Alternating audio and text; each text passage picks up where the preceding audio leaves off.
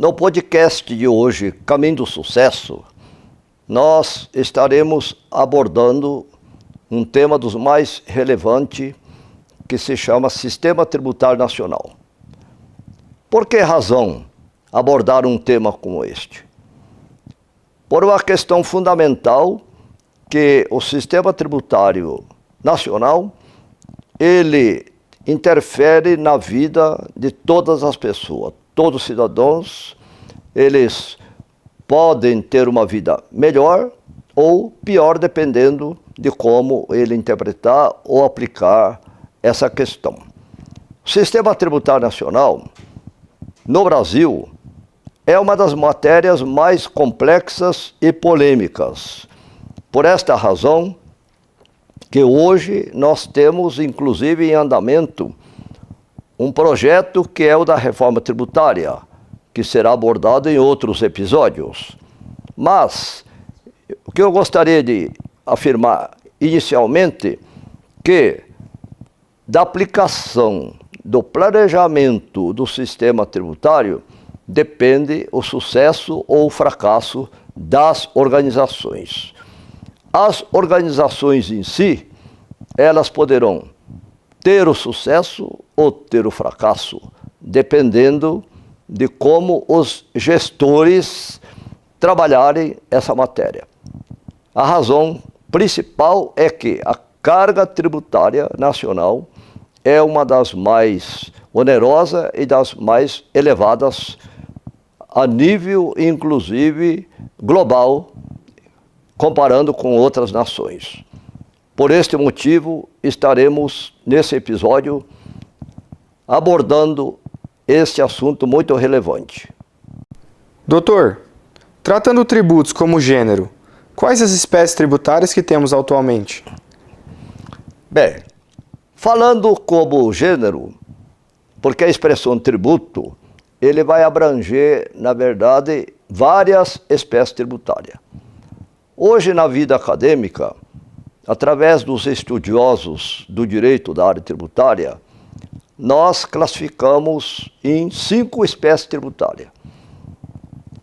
3 das espécies estão no Código Tributário, que são o imposto, que na verdade é um pagamento que todos devem fazer, o nome se chama imposto, por isso que é uma imposição, ou seja, o imposto é um pagamento, uma contribuição, digamos entre aspas, que todo cidadão deve fazer, independentemente do destino e de como ele é aplicado. Porque a aplicação, ela é orçamentária e de competência, na verdade, do Poder Executivo. Nós temos também a taxa, que é, na verdade, um tipo de prestação de serviço que o ente estatal deve fazer para ter direito a cobrar esta taxa. É um preço de um serviço, na verdade. Na verdade, temos mais uma terceira espécie que se chama contribuição de melhoria. O que seria isto? É uma contribuição que todos aqueles que receberem um determinado tipo de projeto do ente estatal que valorize a sua propriedade, o seu imóvel, ele, na verdade, deve contribuir no preço rateado entre todos aqueles que se beneficiarem. Isso se chama contribuição de melhoria. Tem um orçamento, tem o gasto que vai ter para fazer aquela melhoria, por exemplo, uma canalização de um brejo, que aí vai valorizar aquele imóvel. O custo que tiver dessa canalização, de todos os imóveis beneficiados, os titulares dele, deve contribuir com a sua parte. Temos também uma outra espécie que nós chamamos de contribuição social. A contribuição social são todas aquelas espécies de contribuições com destinação específica Então nós temos aí PIS, COFINS, contribuições para fundos diversos. Essas contribuições para a Previdência, ela tem um fundo e este fundo gerado tem uma destinação específica. E temos também uma outra espécie tributária que se chama empréstimo compulsório. O empréstimo compulsório, ela se torna obrigatória, mas em determinados momentos da vida de um país, de uma nação. Aqui no Brasil, no caso em específico, ela está prevista na Constituição Federal para financiar, por exemplo, estado de guerra. Se o país estiver em guerra com outra nação, é permitido que seja instituído o empréstimo compulsório. Estado de calamidade pública, por exemplo. Vamos dizer que tivesse uma espécie de um terremoto, uma seca permanente e tivesse uma catástrofe. Também é possível introduzir esse empréstimo compulsório. Ela é feita através de lei e nesta lei já tem que dizer de que maneira será calculado a devolução e o prazo também dessa devolução. Então nós temos hoje 5 espécies tributárias que eu já acabei de descrever agora. Doutor, essas espécies tributárias representam uma massa de recursos. Existe alguma maneira mais simples de organizar os tipos de tributo? Bem, poderíamos fazer de uma forma didática uma classificação bastante simplista, jogando toda essa massa de recursos em 2 grandes categorias, vamos dizer assim, didática e pedagogicamente. Por quê? Porque todas as nações do globo terrestre, ele arrecada as receitas por arrecadação tributária para prover o Estado, ou seja, o ente estatal, para manter a sua funcionalidade. Na verdade, os estados não produzem nada. Eles não são uma fábrica, não tem uma atividade econômica. Ele, na verdade, ele tira parte da produção dos cidadãos. E por isso que a gente chama que é um tributo, que é uma obrigação que todos têm que fazer para manter o Estado. Mas esses tributos podem ser arrecadados de várias formas. E na forma de arrecadação, de onde ele vai tirar esse recurso, é que dá para nós fazer uma classificação em tributos direto e tributo indireto. Vamos esclarecer melhor o que é cada um deles. O tributo direto é aquele que o Estado ele vai lá buscar esse recurso em cima de todas aquelas pessoas que detêm uma riqueza, bens, serviços e direitos. Então vejamos, a pessoa tem avião, ele tem prédio, ele tem fazenda, ele tem máquinas, equipamentos, ele tem um navio, veículos, ele tem bens.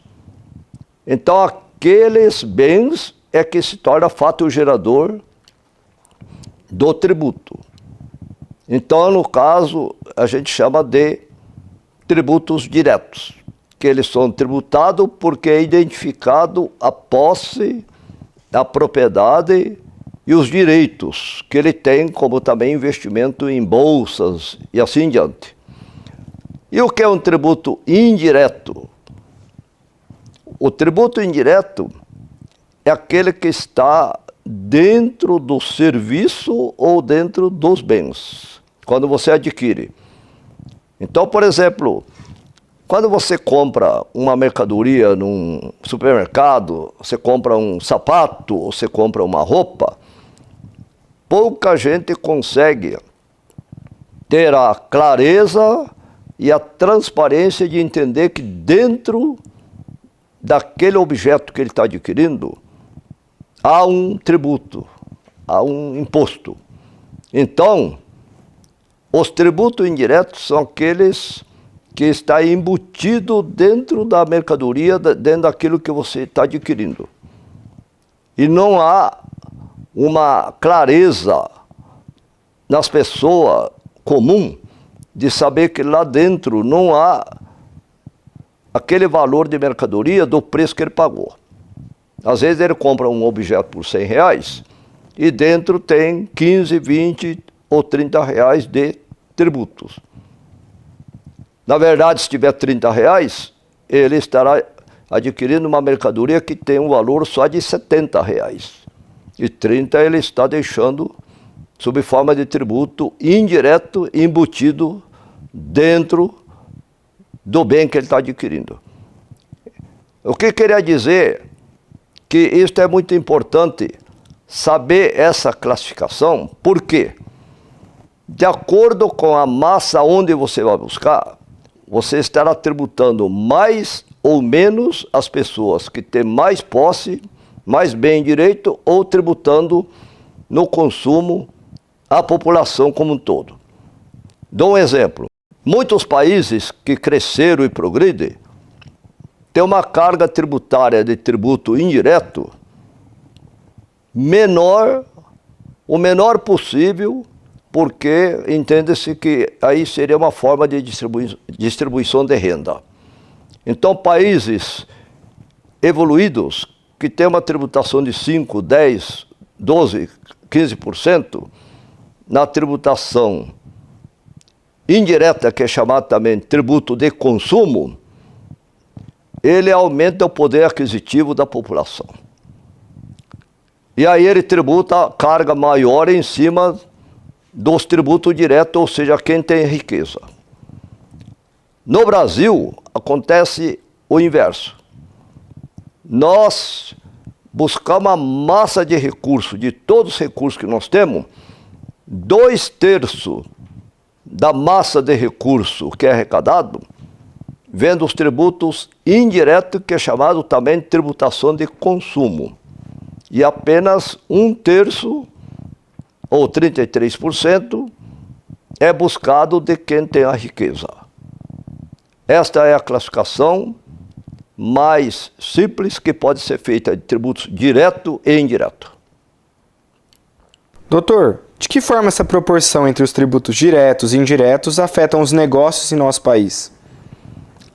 Isto realmente repercute muito nessa questão que está sendo trazido. Por quê? Porque na medida em que você tributa mais pesadamente o tributo indireto, que é o consumo, você está diminuindo o poder aquisitivo da população. Explicando melhor, o tributo indireto representa aproximadamente uma carga de mais de 33% de carga tributária do PIB. Isso significa o seguinte: se você adquirir uma mercadoria de R$100, você não está comprando R$100 de mercadoria. Você está adquirindo aproximadamente R$65, 66 de mercadoria. E R$34 você está deixando de imposto, de tributo. Significa que você compra uma mercadoria de 100 e você tem apenas 65, 66 reais de mercadoria. 34, 35, 36% você está deixando sob forma de tributo. Ou seja, num outro país que tem o imposto de consumo, tributo indireto de 10%, significa que se você está comprando no Brasil R$65 de mercadoria, num país que tem 10%, ele vai ter 65 da mercadoria e mais 10% de 65, que vai dar mais R$6,50. Então ele com R$71,50 ele vai adquirir a mesma mercadoria. E no Brasil você tem que disponibilizar 100.